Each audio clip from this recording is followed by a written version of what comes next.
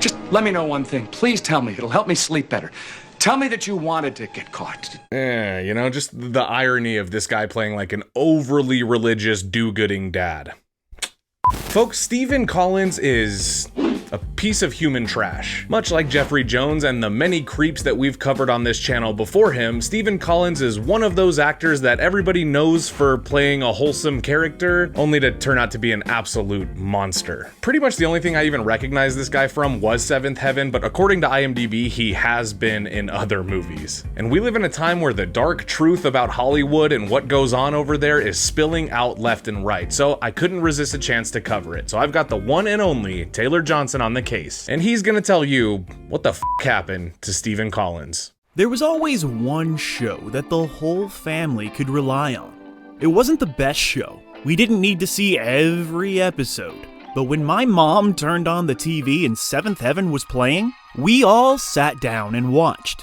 It was refreshingly innocent, at least for the 90s. The cast was beautiful and oh so pleasant, held together by the patriarch preacher, the perfect old-school TV dad, during a time when sitcoms had pretty much given up on portraying a father figure who wasn't a complete buffoon. Actor Stephen Collins had that trustworthy smile and a positive energy that assured everyone he was one of the good guys. Which is why, out of all of the demons that have been exposed in Hollywood lately, for me, the dad from Seventh Heaven was the most shocking, proving to everyone that once again some monsters hide behind kind faces. His fans and even his co-stars had no idea that he was capable of such horrendous actions. But how did he get away with it for so long? And how did this alter the legacy of television's most family-friendly family man? Yeah, this one's gonna get disturbing. What the f happened to Stephen Collins? Welcome, everyone. He played the minister father on Seventh Heaven, but tonight, a glimpse into Stephen Collins' past, far from wholesome. There were 2 occasions when I exposed myself to this young woman. We're all made of dark parts and light parts. I know that other people are gonna judge and doubt, and I can't do anything about it. All I can do is tell my truth. But to truly understand what the f happened to Stephen Collins, we must begin at the beginning, and the beginning began when he was born on his birthday, 1947, Iowa, but was raised in New York. Collins began his career on the stage before making it to the big screen, with his debut in the Academy Award-winning classic All the President's Men in 1976. Soon after, appearing in Star Trek The Motion Picture, where he showed off his acting skills to even larger audiences. This performance showcased his talent to embody earnest characters with strong principles, a trait that would define much of his career. So after being in a Best Picture winner, a Star Trek movie, and a handful of noteworthy television roles, Stephen was now seen as an actor worthy of his own television show, so they gave him one. Tales of the Gold Monkey was short-lived, but gained a passionate cult following. And honestly, it sounds like a fun show. Collins plays a charming adventurer, in vein of Indiana Jones. And yeah, I kinda wanna watch it, I just wish it didn't star this, fucking pedophile. Are we allowed to say pedophile? Do I need to bleep pedophile? I'm just gonna say it again just in case. Pedophile. Stephen Collins is a pedophile. I think I can explain to you. And it was actually around this time when one of the reported incidences of Stephen Collins acting like a f***ing disgusting monster occurred. This golden monkey star found himself living in the same apartment complex as a young girl who was a massive Golden Monkey fan. She was only 10 years old at the time. He slowly groomed her with friendly chats and signed autographs. This eventually led to Stephen Collins finding himself alone with this child, where the motherfucker exposed himself to her. And another event where he invited her over to his apartment and took off all of his clothes and walked around fully naked in front of her in order to, quote, get more comfortable. What the fuck, Stephen? Of course, the child had no idea how to react and feared that nobody would believe her because nobody believed her when she was molested by a quote creepy uncle. So why would anyone believe her when it came to a handsome, famous actor? Especially one who has a reputation of kindness. Being in various states of undress or complete undress. And this happened on several occasions. Yes, quite a few times. Stephen's devilish perversions would remain secret for decades. So this actor, he just kept on acting, even finding himself in a Whoopi movie called Jumpin' Jack Flash, an action flick called Choke Canyon, playing JFK in A Woman Named Jackie, and earning an Emmy nomination for The Two Mr. Grenvilles. And yeah, even though Tales of the Golden Monkey was canceled after a year, the show business industry continued to give Collins many more shots at leading a series, such as Nick and Hillary in 1988 and Working It Out in 1990. Both failed to gain traction. And what did you think? What did I think? I thought, too bad. He's another one of them. I knew it!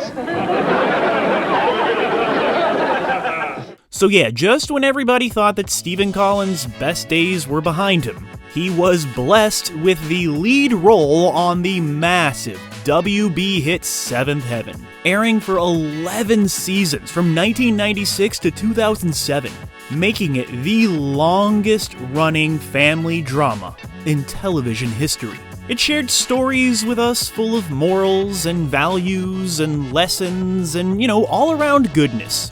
And a lot of entertaining drama. Collins perfectly played Reverend Eric Camden, known for his compassion and his love of God and family, and just being a perfect person who would never ever do anything wrong, especially to a child, right? But yeah, he really gave off, holy man preacher vibes, which means so many things nowadays, but yeah, you cannot deny that the dude was great.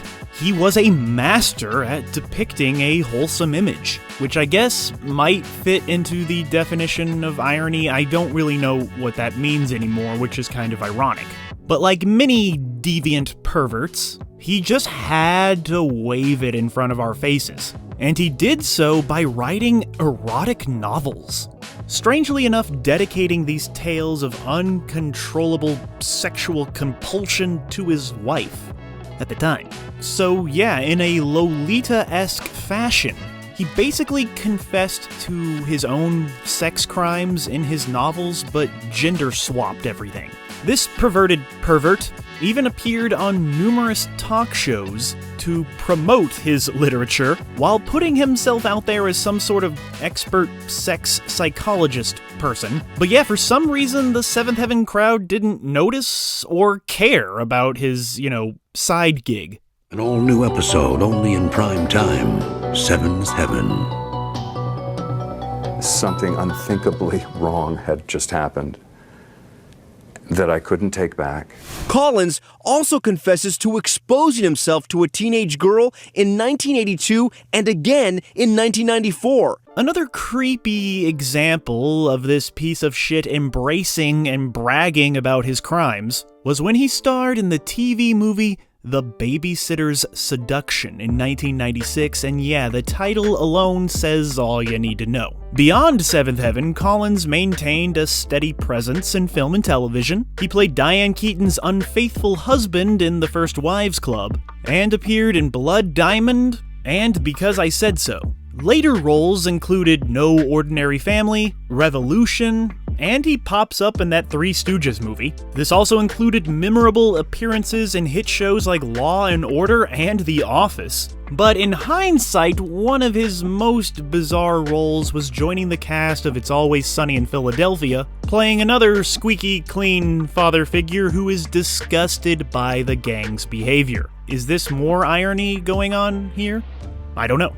Also, one of the last things he did before his scandal was the show Scandal, which he was fired from because of his scandal. What about that? Is that ironic? I still don't know.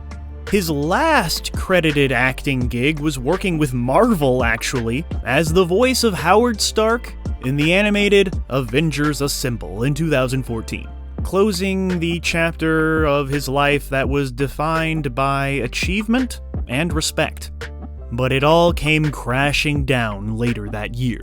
His carefully crafted public persona was shattered into a million little disgusting pieces when leaked audio from a therapy session was released. His wife at the time, actress Faye Grant, secretly recorded the confession, and soon it was all over the media. It was a story made for TMZ, a beloved actor with a wonderful reputation who was known for playing a morally upright religious character that was constantly surrounded by children, does this fucking stuff. But yeah, Stephen Collins admitted to engaging in sexual misconduct with 3 female minors, aka children. A 10-year-old relative of his first wife in 1973, an 11-year-old girl in New York in 1982, and a 13-year-old in Los Angeles in 1994. For some reason, this pervert thought that he could clear his name and explain the whole situation in some horribly awkward interviews, constantly apologizing, showing deep guilt, saying things like, "I did something terribly wrong that I deeply regret." But we would not have it. His actions are unforgivable. Basically what I'm saying here is fuck Stephen Collins. The exposure happened a couple of times. A couple of times? You told me once. We do think it's important that we say something about Stephen Collins. All forms of abuse, sexual abuse of any kind, it's inexcusable. Back here at home, actor Stephen Collins is speaking out for the first time after confessing to molesting children. Before we continue with our video, here's a reminder to click the store tab on any of our JoBlo channels and browse our collection of the latest and freshest designs in our merch store. Go get you some.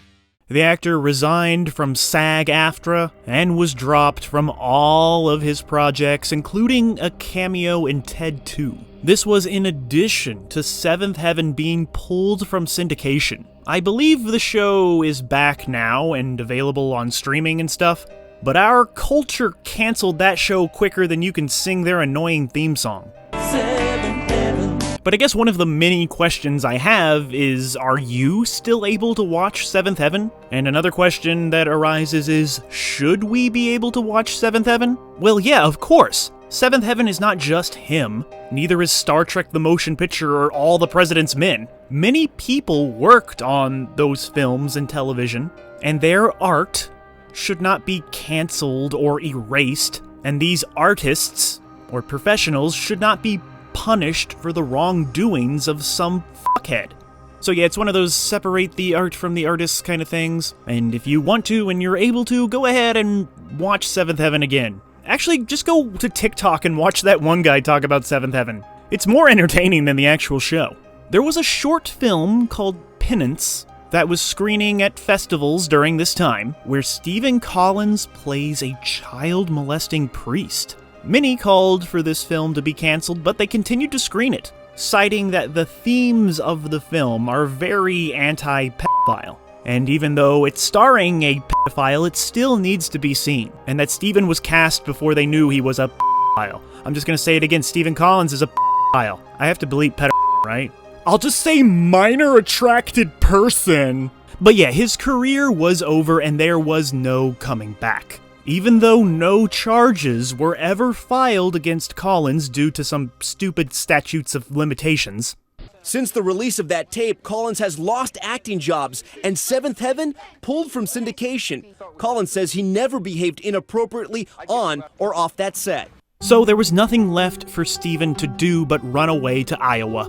Forever out of the spotlight, he seems to spend a lot of his time focusing on transcendental meditation, cause what the fuck else is he gonna do? Stephen Collins actually got married again in 2019 to the only woman who would have him, an obsessed Seventh Heaven fan from Germany who is significantly younger than him. Honestly, I think if things played out different for Collins, he could have had a career similar to that of Bryan Cranston, but he chose to break bad in real life instead.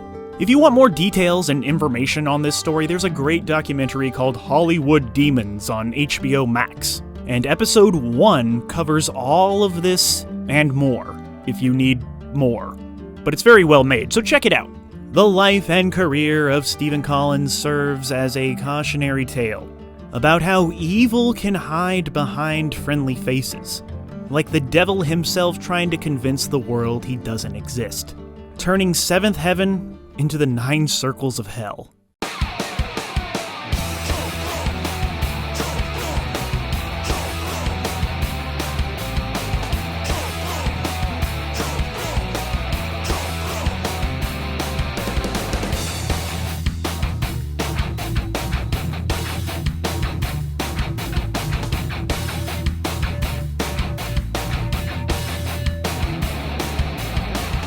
Thank you for clicking on our video, everybody. If you like what you saw here, please make sure you like the video and subscribe and share with your friends who like this sort of content. JoBlo was created by movie fans for movie fans, and we appreciate your support.